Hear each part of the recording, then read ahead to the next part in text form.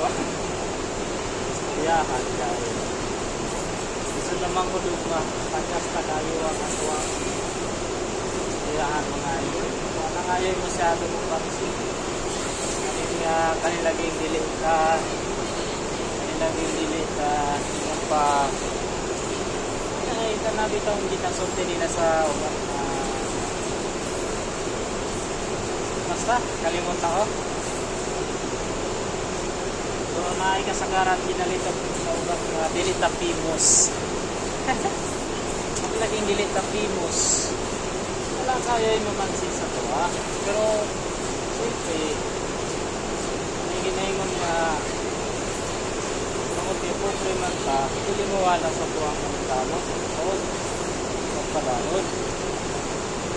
Isod man. Padayon ta.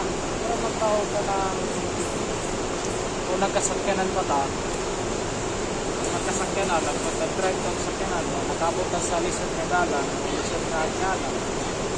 Gamit ito ginatawag na primera. Kung kulangon pag-log, ganong pag-itawag vlogger. Tapos padayon lang, hantod nag-abot ka sa bata. Siyempre, pag-abot na ka sa bata, pag nag-abot na, kayahay na. Ana lang. Mga na mga idol na, tayo lang pa, bahala na mga Pilipinus, wala'y nagapansin sa buha. Tayo lang. Ano yung mga ginagawa?